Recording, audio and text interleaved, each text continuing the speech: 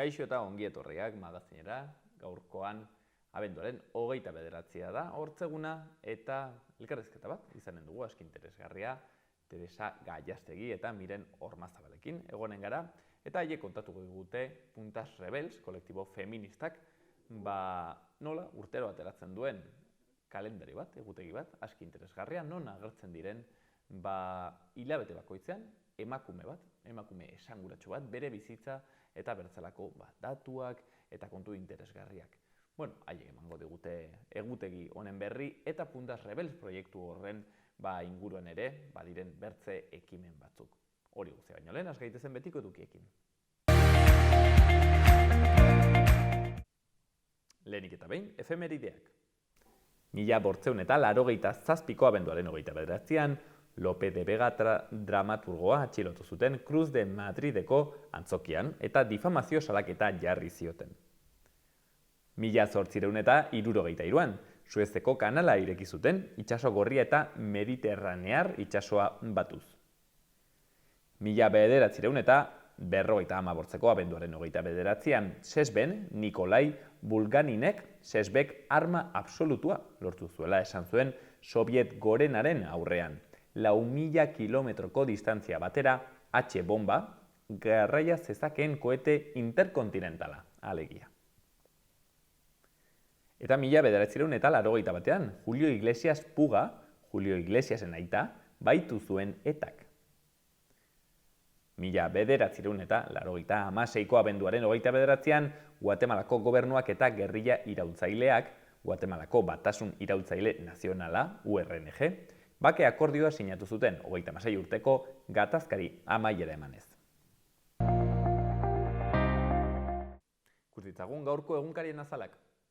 Diario de Noticiasen lerroburu handi batean, 33 hildako erregistratu ditu Nafarroak errepidean, 2021an baino 4 gehiago.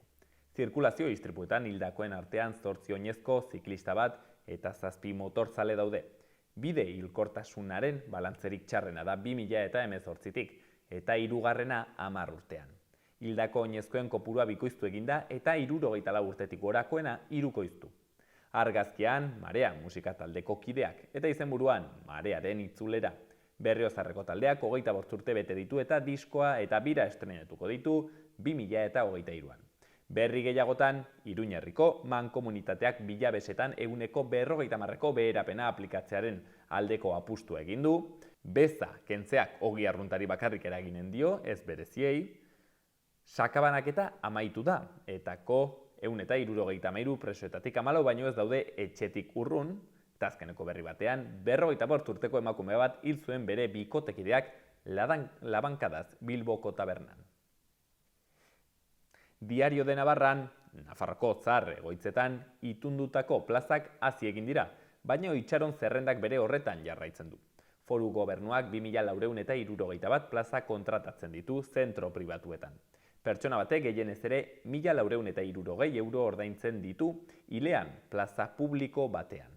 Argazkian berriz, Ameka jokalari osasuna promesasekoak. Izenburuan, eskola artekoa, gorritxoen etorkizunaren eta orainaren arteko lotura.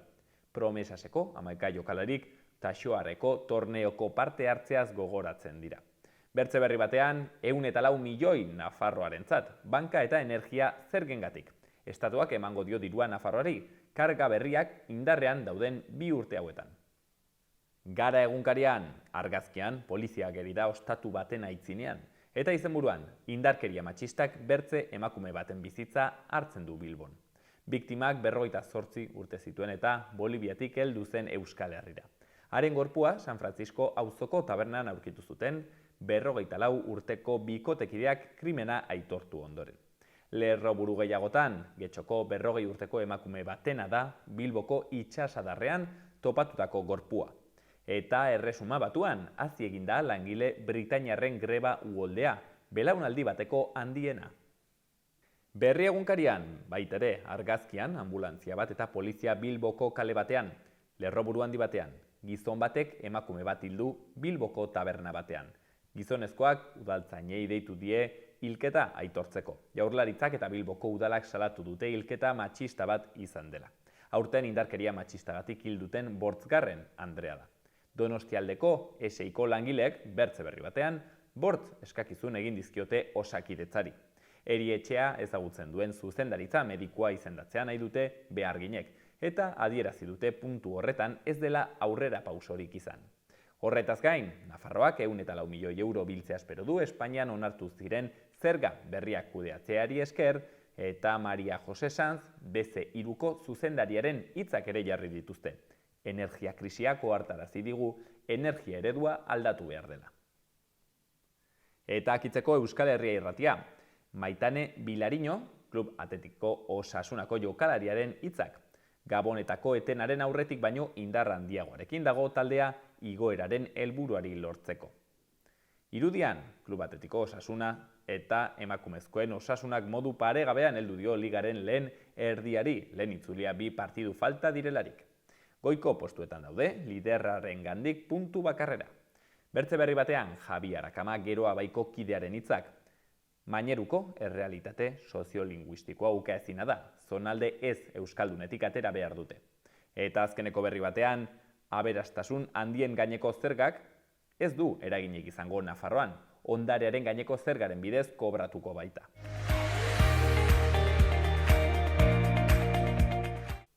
Eta gaur eta biharko eguraldia. Gaur giro aldakor xamarra izanen dugu, zerua lainotuta egonen da, bereziki egunaren bigarren partean. Orduan euria sarriago eginen du eta mardulagoa ere bai. Haizeak hego mendebaldetik joko du, bolada gogor batzuekin, eta arratsaldean Kantauri isurialdea mendebal ipar-mendebaldera eginen du. Temperatura maksimoak jaitsiko dira, ipar partean bereziki, eta eguneko minimoak gauean izanen dira. Bihar hego haizea zakartu eginen da. Goizean zerua odeitsu eta oso odeitsu egonen da, eta goizaldean tantaren bat edo bertze bota dezake. Baina egunak aurrera egin ala, ostarteak zabaltzen joanen dira. Hego mendebaldeko haizea indartu eginen da, bolada gogorrekin eta arras gogorrekin hainbat tokitan.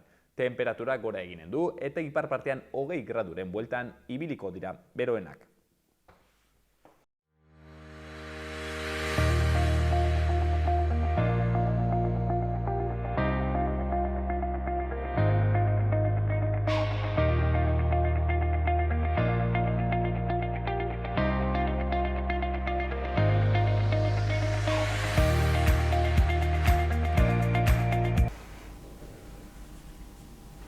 Bueno, azken urteetan Puntas Rebelsek kalendario bat ateratzen du. Hain zuzen ere, hortzen agertzen diren bertze efemeride, ikusiko dugu zer agertzen den. Kontua da, 5. edizioa atera dutela kalendario honena, eta Puntas Rebels proiektu horren inguruan, solasteko hain zuzen ere, proiektuko hizkuntza batzordeko kide diren, Miren Ormazabal eta Teresa Gallastegi ditugu gaur hemen atxaldean, izan ere, gaur Bilbon egin dute horren aurkezpena, baino horren aitzinetik hemen Xaloan arituko gara pixkat, ezagutzen Puntas Rebels delako hau zer den. Beraz, atxaldeon Miren. Atxaldeon. Eta atxaldeon Teresa, mil esker handit etortzeagatik. Miren, lehenik eta behin nonbaitetik hasteko, zer da Puntas Rebels delako hau? Puntas Rebels da sare feminista bat, proiektu batekin hasi zana, egutegi kasu honetan ekarri duguna. Eta, bere eitxekoa izan da proiektu hori martxan jartzea, baina saretzen junda, zabaltzen junda, eta ontxe bertan izango litzake toki eroso bat, nun hainbat gai zalantzan jartzen dian, iritzixak partekatzeko toki bat moduan esango genuke, edo? Bai, azkenian Mirenek esan den bezala, hasierako helburua edo hasieran hasi zen egutegi bat egiteko proiektu bezala, baina bihurtu da azkenian espazio bat, konfiantzarako eta lanerako, eta bertan, hasierako helburua mantenduz dela emakumeen historiak ikusgai egitea beste perspektiba batetik, baina hori egutegi izatetik espazio bat izatera bilakatu dela. Hemen dut beraz egutegia, aurtengoa, aurten 2023koa, aterako dena aurten, gaur Bilbon erraten genuen bezala aurkeztuko dena. Teresa, zer aurkituko dugu eguneroko honetan? Egutegi honetan morritu. Azkenian, proiektuan oinarria edo da, dare 12 parte hartzaile bezala, hilabete bakoitzeko parte hartzaile bat, bertan parte hartzaileak emakume referente bat erabakitzen, aukeratzen dau, eta urtean zehar egindako lana islatzen da, zuk gorka azaldu duzun bezala, egutegi horretan. Lan hori da, ikerketa prozesu bat bezala, parte hartzaile bakoitzak erreferente horren inguruan itxon daben bilaketa bat, eta nolabaiteko konexio bat sortzen da, azkenian erreferentiakin eta emakumeakin. Eta hori da, saiatzen dana egutegia transmititzen. Azkenian, hilabete bakoitzean dago justifikazio bat, esplikatzen da dena, parte hartzaile bakoitzak ze konexio edo zeba sentitzen da den erreferente hori espeziala dela, eta pixkate arrazoitu edo segaitik uste da ben garrantzitsua dela ikusgarritasun hori, erreferente horrekiko. Emakume horren historia bebai azaltze jaku, biografia moduan, ezagutzera emateko. Eta hortaz aparte, danok itzen dugun aportazio hori horre islatzen da, ez? Balore batzuk transmitidu nahi izan. Azken finean horre ikusi dana da, historiak euskara utzune batzuk, ez? Daola idatzita, gizonezkoen partetik edo gizonezkoen ikuspegitik, ez? Eta utzune hori betetzeko sortu da proiektua, hau oinarri xan. Orduan horren inguruko arkeologia lana, ez? Eitzen da. Eta, hainbat komisio dare, ez? Azken finean isa 30 batzorde dare, voluntarixoz osatutua dare, eta hor eusko voluntarixoak igual eskutxo bat botatzeko, eta beste batzuk profesionalagoak dianak, ez? Pixkate izan leikena adibidez, hor bertan agertzen dian justifikazioak doiaz argazkitxo batekin. Eta argazki hori da, emakume erreferente horren argazki baten kopia. Kopia horretan agertzen da idazlia, hau da, emakume parte hartzailea agertzen da, eta bertan makila hoitzen debe, higia jartzotze berdin, ez? Berdin itxuraz eta berdin, eta kopia hori itxen da, ez? Egoten da holako shooting egun bat, eta bertan profesional horiek parte hartzen debe, argiztapena, pixka bagare, pertsona profesionalauak eitzen egutegi ontako hainbat arlo, eta gero gare beste batzuk eskutxoa botatzen itzulpen gintzan, kastinan, diseinuan, bebai zeo zer, ez? Eta orduan, hoxe da, egutegi gisa. Bai. Teresa, ez dakit ze gisako emakumeak aurkitzen alditugu, nor aurkitzen aldugu alako egutegi hauetan? Denetarik, ez? Ikertzaileetatik, historiadoretara, filologak, aurten uste dut pailazoren bat badago. Azkenian, Mirenek esan da bezala, bolondrezez sortzen den, edo parte hartzaile denak bolondrezak dira, eta dibertsitate handia dago, ez? Eta eskotan igual, zure esparrua da, edo zure arlo profesionalak intzerikusia daukan erreferente bat bilatzen dozu, beste batzutan sentikorragoa dana, ez? O idazle bat dalako, eta bere idatziak zuretako bereziak direlako zure bizitzako bizipenekin zerikusia daukelako, denetarik. Baino, jada gurekin ez dauden pertsonak hildako dire, edo gaur egun ere baitugunak hemen? Danetik aurkitzen da. Aurten adibidez... Miren bera egon daiteke. Erreferente izango balitz. Berez, gaur egungo emakumeak badare, aurreko urtean Gata Katana Kataluniako abeslari bat agertu zen moduan, aurten presteoreako emakumeak agertzen dira bai, emakume referente moduan, ez? Danetik aurkitzu genke, eta arlo guztixetakoak, kultura, kirola, zientzia, danetik. Promozio momentua, non eskuratzen alda egutegi hau, nola bilatzen alda, nork erosten aldu? Hainbat puntu, salmenta puntu dare, baino horiek Bizkaia aldian gehiago dare eta, baino webgunetik bebai erosi leike egutegisa. Lamonda Lironda da webgunia, eta bertan, edo Puntas Rebels jarrita Googleen agertzen den webgunean bertan erostia badago, bai egutegisa, bai txapultzak, eta bueno, pixkate daneti dago. Eta gero salmenta gune horiek dare, pixkate peninsula guztixan ziarrez, bai sakabanatuta. Eta helburua bada salmenta gune gehiago topatzia. La Mondalironda, markatu goroitu izen horrekin, edo Puntas Rebels, eta hortxen eskuratzen duzue, egutegi xarmantau, eta hortxen baduen eduki eder guzi horrekin. Gero ez dakit, hortik lortzen den dirua zerbait berezirako erabiltzen den, edo ez, Teresa, edo bakarrik baitera autofinantziatzeko eta horrekin aski. Bueno, azkenean, proiektuan helburua dan bezala emakumeen historiak ikustaraztia, emakumeen proiektuak ikustaraztia bebai da beste helburuetako bat, eta orduan urtero egutegi bakoitza egiten da beste proiektu batekin kolaboratzeko asmoarekin. Orduan, azkenean konsideratzen dalako proiektu solidarioa bebai. Eta orduan, bilaketa bat egiten da, dago batzorde bat hortan aditzen dana. Emakumeak sustatzen dituzten proiektu desberdinak bilatu.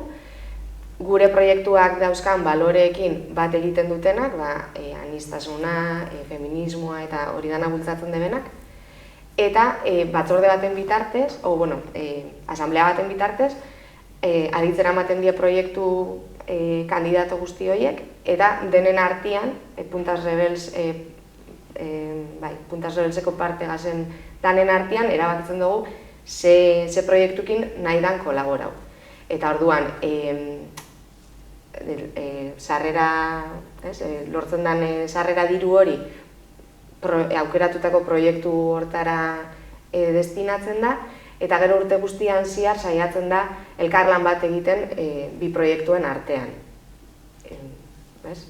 Bai, kasu honetan Pikara magazinerentzat da honekin lortutako dirua. Aurtengoa, baina baitxabe egongo da elkarlan bat Pikara magazine eta Puntas Rebelsen artean. Puntas Rebelsek dauka podcast bat eta Pikara magazineren lana, bere partetik etorriko dana izango da, podcast horretan ataltxo bat itxia programa bakoitzeko urte hontan zehar. Konta ikuzu, zeren podcasta ere bai da proiektu honen bertze zati garrantzitsu bat, bertze hanka, importante bat, podcast bat, hori bai, katalanez. Bai. Guk bilatzen ditugu hainbat bide komunikatzeko, hau egutegi hau zabaltzeko, alik eta jende gehienek parte hartzeko hontan, eta alik eta proiektuei alik eta gehiago laguntzeko ez. Baina badauzko bide horiek eta bide horietako bat, sare sozialak izan lehizkedian moduan, bada podcast bat. Aurten hasi da, 2022an, eta hasi zen 12 historia horien inguruko podcast edo programa moduan, ez? Programa bakoitzean, hilabetero, itxesan, hilabete horretako emakumean historia kontau. Baina hor ikusi da, gehixauren biharra bazegoala bebai. Orduan, urrengo urterako, 2023-2024 urterako, eta hortik aurrera suposatzen du bebai, ingo dana da, pixkat, izan bertan toki eroso bat, iritzixak partekatzeko, gauzak zalantzan jartzeko, eta katalanez izango da, oinarrixan proiektua katalana dalako, baina Pikara magazinek gaztelera zingo dau bere ataltxua. Eta entzungai eukiko dugu podcast plataforma guztixetan, eta baitxa Pikara magazineren webgunean eta Puntas Rebelsen webgunean. Podcast bat, printzipioz gauza txiki moduan hasi zena, baina nahiko, ez dakit ez, entzute edo sare hartu duen, ez da? Bai, potentzia dabil hartzen, proiektuak hartzen daben moduan, ez? Proiektuak bai hori gertau jaun, hasieran izan zian, 12 pertsona parte hartzaile horiek, 12 pertsona horiek justifikazioak idatziko zituztenak eta agertuko zianak kalendarixoan, eta horien familixako kide eta lagunak 20 pertsonakin hasi zian proiektuarekin, eta gaur egun 80 pertsona ga. hoxe inkluso hori peninsula guztixan zehar banatuta, irletan, eta inkluso Belgikan bizidan emakume bat bai. Ez, eta gainera oso anitzak, ez, edadietan be bai, 13 urte dauka gaztienak, voluntarixo gaztienak, eta 89 nagusixenak.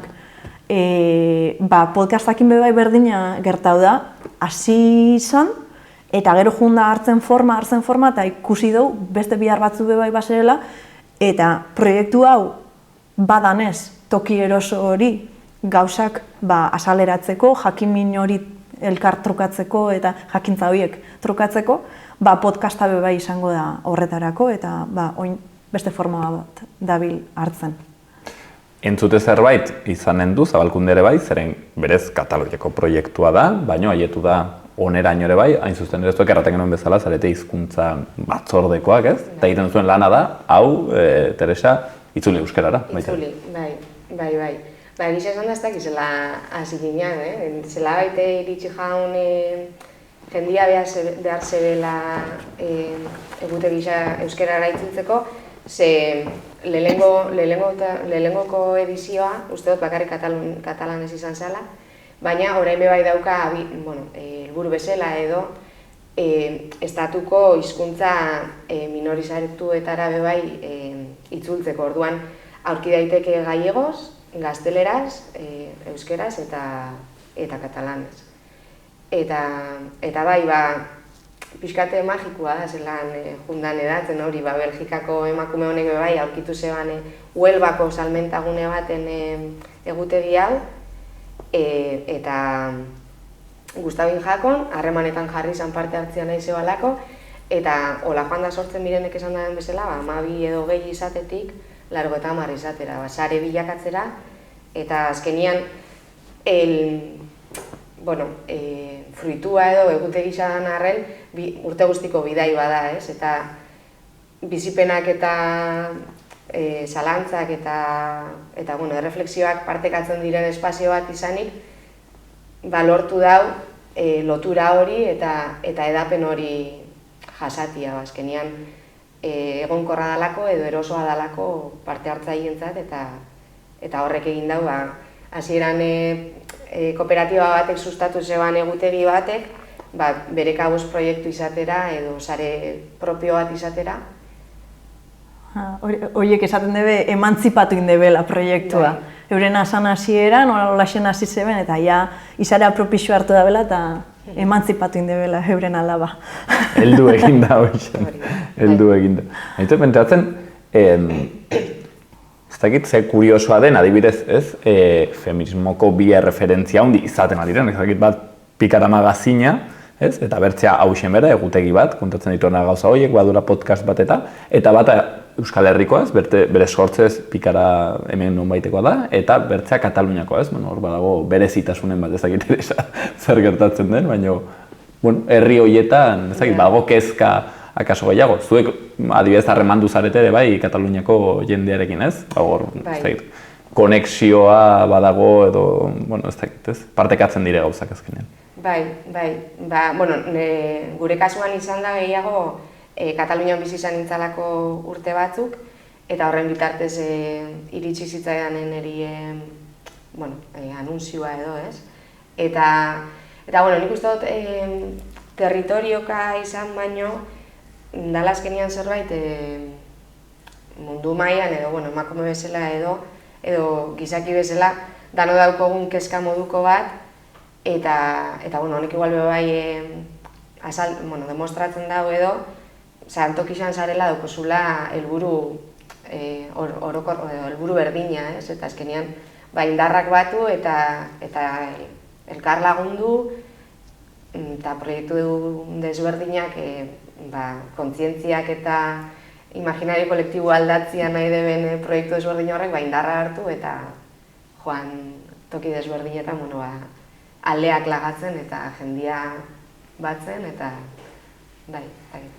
Beraz, aprobetxatuko dugu ere bai, egiten duzen bezala podcastean nahi zuzten ere, hau nolabait ere hartu, ez dakit aitzakiatzat, ere solasteko feminismoaz, ezain zuzen ere horretaz solastu nahi dugulako, gure solastu gaitezen orduan feminismoaz, eta aipatzen zenuen orain nola lagundu duen honek, saretzen ez, joaten da aleak handik hemendik botatzen, eta nik nuen galdera bat lehenago kamaratik kanpo pixkat eztabaidatzen, ea feminismoa bertze momentu batean dagoen, ez? Ez egin miren zukala ikusiko duzun, nik galdetu nahi nizuen pasatu gara ofentsiba momentu batetik, ez?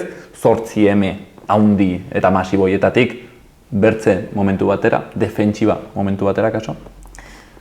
Nik uste borrokatu biharra daukugula berdintasunera heldu arte. Egisa, legiak aldatzen diala,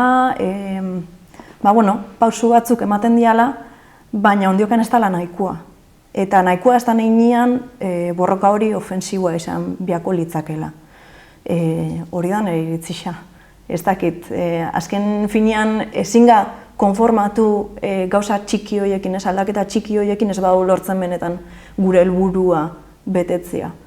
Eta uste dut, egisa da, batzutan, ez, euki alduzu sensazio hori, hau eman dozko eguan, guazen lasaitzera pixkat, ezin gai bili benetan denbora guztixan hor, baino alertan egon biaga, alertan egon biaga. Ze guztixa aldatu lehik edo zein momentutan, eta atzerain, eta nik uste hor aguantaben behar dugula, eta gainera aurreruntz jun edo behintzat saiatu indarrak batzen, eta helburu dan horretara heltzeko.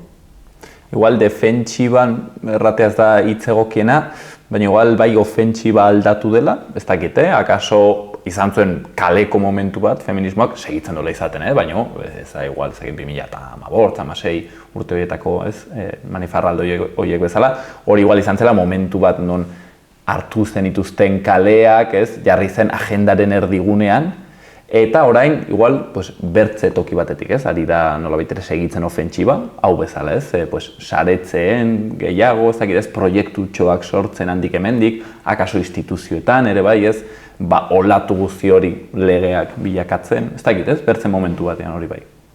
Bai, ni ados nago Mirenekin, azkenean gauzak aldatzea nahi dozunean, burrukatu diozu eta saratiain, eta saiatu diskursua edatzen alik eta gehixen.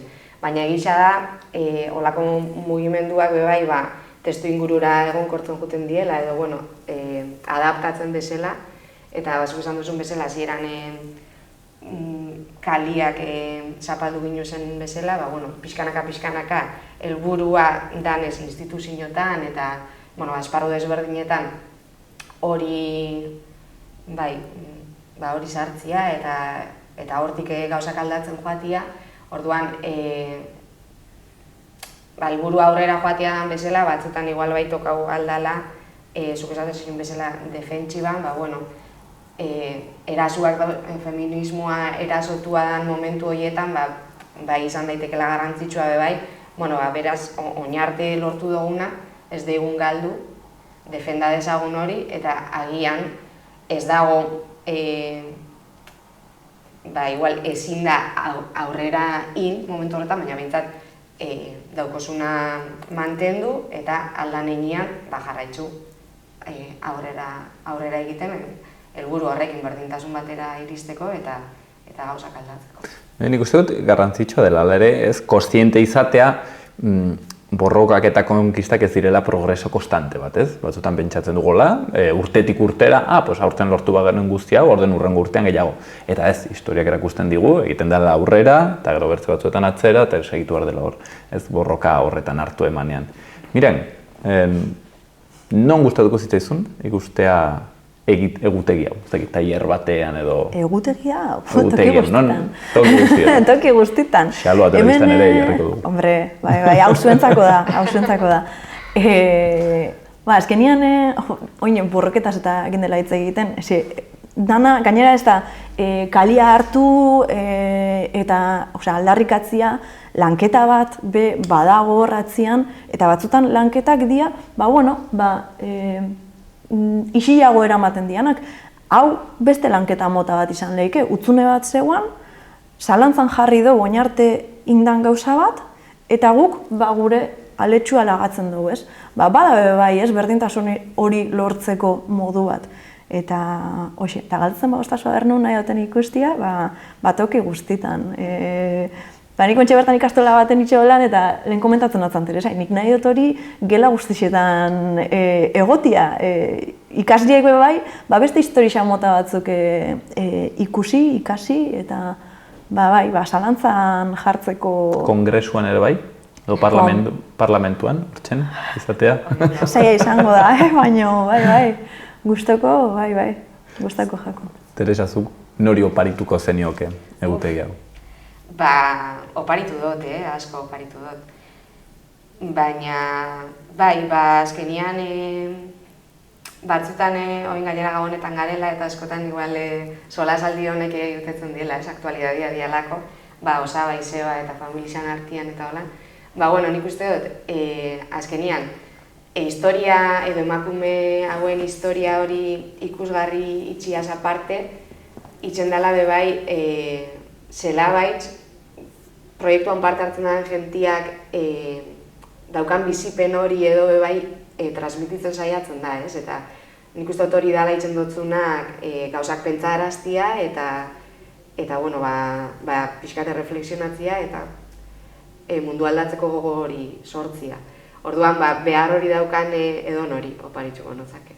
Eta batzutan laguntzen dute gauza hauek, ez? Eman beharrean, nizarrekit, Gabonetako afarian matraka feminismoarekin hau ez dakit zer, agian, ez? Egutegi ematen duzu, eta begira, zu gestionatu, ez? Horri izanen duzu egunero begiratzeko. Elegante. Elegante. Hartu, pentsau pixkat eta... Eta langostino atera gustora, baina gero hortzen dago, erakusten nahi zuzen ere, aipatzen duten bezala, Teresak eta Mirenek, ze zulo egon den historian, zer ez den azaleratu, naiz eta hor egon, eta hortzen egutegi honetan egiten den lan guzti hori, ea aldatzen dituen tailerretako emakumeen estil markarekin dauden emakume horien egutegiak, horiek alderatu, eta hausen jarri, edo nordaki, agian estilekoek aldatzen dute beren estiloa, eta jartzen dute halako egutegi bat. Ezagit, zerbait garrantzitsua utzi dugun, erratetik, promozio momentua duzu orain? Gaur arratzaldian, 8 laurden gutxitan, Pikara magazineko egoitzan. Dago aurkezpena, aurtengo aurkezpena, eta badanok zarete lagun bidatuta proiektuan inguruan entzuteko, eta ikusteko gehiago zer dan Pikara eta Puntas. Eta egutegiren bat eramateko bai. Hori da. Erraten genuen bezala, Miren Ormazabal eta Teresa Gallastegi, hementxen, gure alboan kontatzen egutegi honen, 5. edizioa, Puntas Rebelsek gidatutako proiektua, eta hemen ere hizkuntza batzordea, badago Euskal Herrian, lan guzti hori, nolabait ere, gurera ekartzen. Beraz, Teresa eta Miren, mila esker onditz, tarte honengatik. Zuei.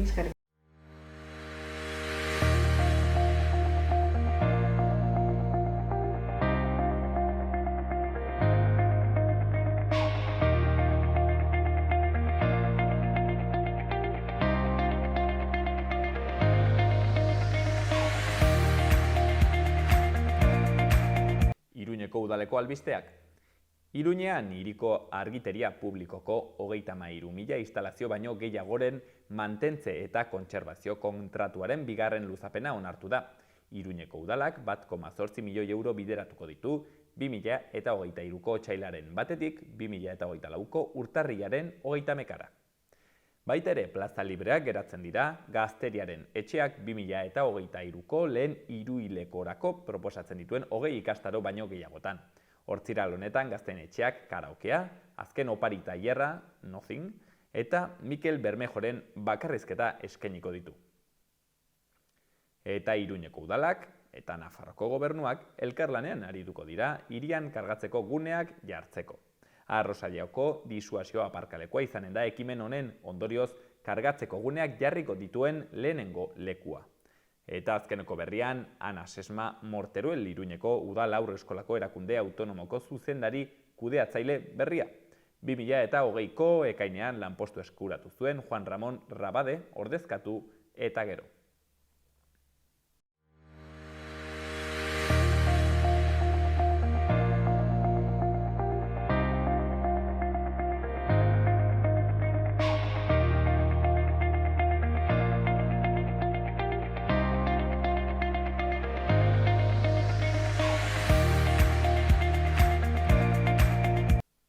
Hauxen gaurkoan magazinean izan dugun saioa, bihar ere hortziralan hemen egonen gara, eta gero, helduen urte arte.